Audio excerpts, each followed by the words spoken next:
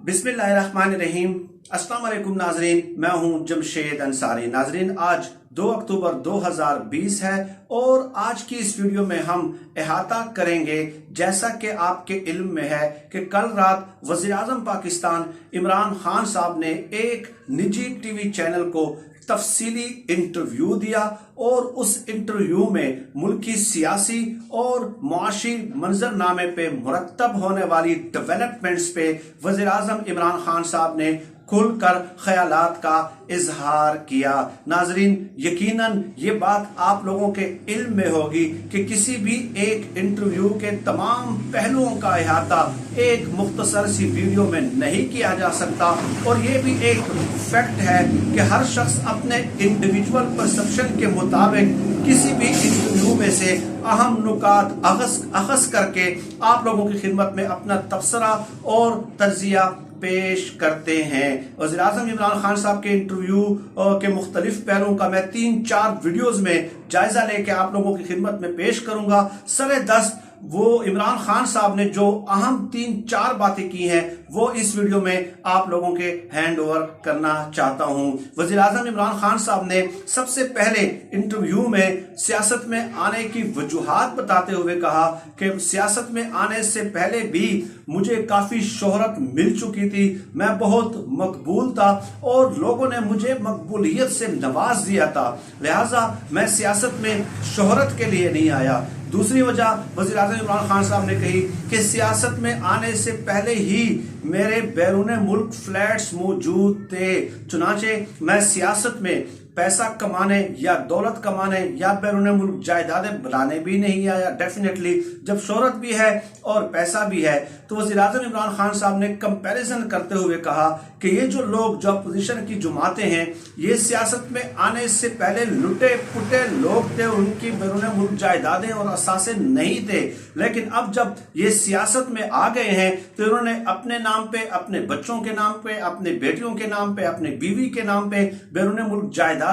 और असासे बना लिए हैं। तो इन लोगों का सियासत में आने का मतमाए नजर ही सिर्फ इतना था कि वो सियासत में आकर पैसा कमाए और इसके अलावा और कुछ भी नहीं। और एक बहुत बड़ा इंकशाफ वज़ीर आज़म साहब ने इस इंटरव्यू में किया और वो ये नाजरीन कि सियासत में आने के बाद, खासकर वज़ीर आज़म बनने के बाद मेरे असासों में कमी हुई है, ये वज़ीर आज़म साहब ने कहा। और साथ ही साथ ये भी कहा कि मैं चैलेंज करता हूं कि मेरे नाम पे कोई बेनामी प्रॉपर्टी निकाल के दिखाए, मेरे नाम पे कोई शुगर मिल, कोई व्हीट मिल, कोई स्टील मिल, कोई घी मिल, कुछ भी अगर प्रॉपर्टी या इस किस्म की कारोबारी जो बिजनेस एक्टिविटीज जिससे जनरेट होती हो या पैसा कमाया जा सकता हो, कोई एक कारखाना मेरे नाम पे बता दें कि मैंने अपने नाम से बनाया हो। चुनाचे वज़ीर आज़म इमरान खान साहब ने अपना केस क्लियर कर दिया और बिल्कुल डेफिनेटली अगर एक चैलेंज दिया है तो अपोजिशन की जमातों को एक्सेप्ट करना चाहिए और लाएं। इमरान खान साहब ने अगर कोई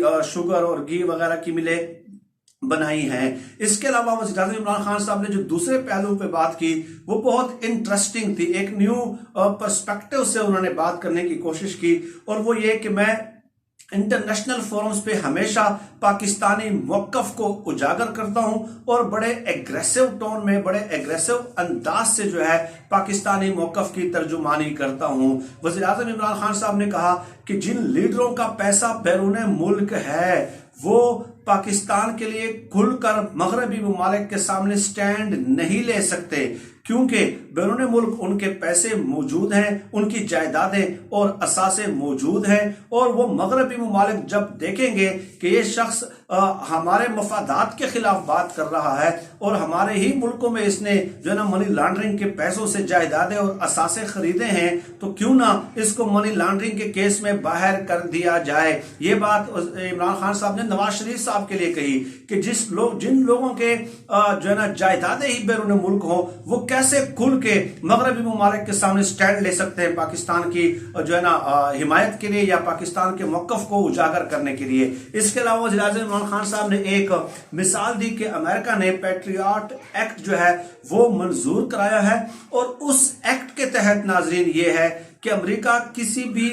مسلم ممالک کے حکمران کے جائیدادوں کی اثاثوں کی جو ہے نا وہ تحقیق کر سکتا ہے اور اس کو منظر عام پہ لا سکتا ہے، ایون کہ ان کے آف شور اکاؤنٹ اور آف شور کمپنیوں کی بھی وہ کھوج لگا سکتا ہے اور ان کو سامنے لا سکتا ہے۔ چنانچہ وزیر اعظم عمران خان صاحب نے یہ مثال دیتے ہوئے کہا کہ اس سے یہ ثابت ہوتا ہے کہ یہ انٹرنیشنل اسٹیبلشمنٹ کے سامنے کھڑے نہیں ہو سکتے، اور ساتھ ہی ساتھ بھارت کے سامنے بھی یہ کھڑے اس لیے نہیں ہو سکتے، اور بھارت کے خلاف انٹرنیشنل فورمز پہ یہ کھل کر بات اس لیے بھی نہیں کر سکتے کہ بھارتی لابی جو ہے وہ امریکہ میں بہت زیادہ سرگرم ہے اور بہت زیادہ متحرک ہے، اور اس کی بہت زیادہ وہاں پہ پذیرائی بھی ہوتی ہے امریکہ میں۔ تو عمران خان صاحب نے کہا کہ آپ بتائیے کہ یہ بھارت کے خلاف اگر بات کریں گے تو بھارتی لابی متحرک ہو کے مغربی ممالک میں جہاں پہ ان کی لابنگ بہت زیادہ ہے، وہ ان ممالک سے کہیں گے کہ اس کے اوپر ہاتھ کھینچ دو۔ لہٰذا یہ لوگ نہ بھارت کے خلاف بات کر سکتے ہیں جو کرپٹ ہیں، جو منی لانڈرر ہیں،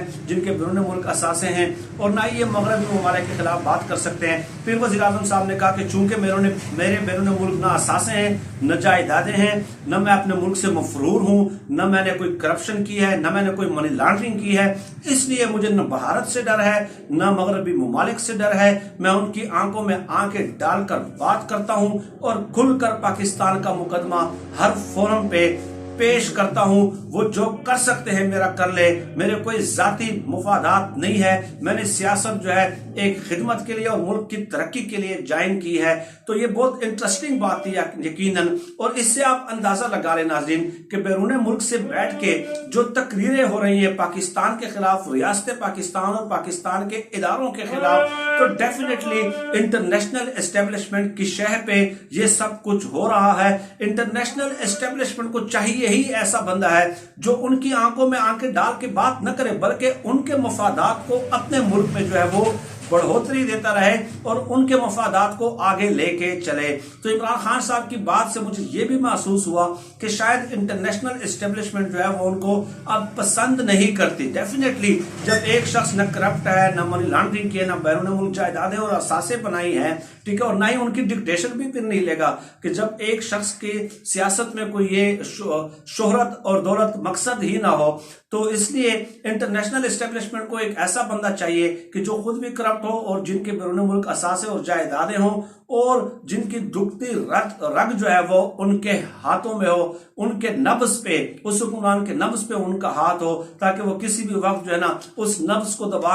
دبا کے اس کو کنٹرول کر سکے۔ ناظرین یہ امپورٹنٹ باتیں تھیں جو بتانا ضروری تھا اور آپ لوگوں سے شیئر کرنا ضروری تھا۔ اس کے علاوہ وزیر اعظم عمران خان صاحب نے اپنے اس انٹرویو میں 1 گھنٹے سے زائد طویل دورانیے پہ محیط انٹرویو ہے، تو میں اس میں سے خاص پوائنٹس جو ہے وہ آپ لوگوں کی خدمت میں پیش کروں گا۔ عمران خان صاحب نے اس انٹرویو کا انتخاب کیوں کیا اور ایسے موقع پہ انٹرویو کیوں دیا کہ جب ہر طرف سے ریاستی اداروں پہ اٹیک ہو رہے ہیں اور غیر ملکی ایجنسیاں بھی پاکستان کے اندر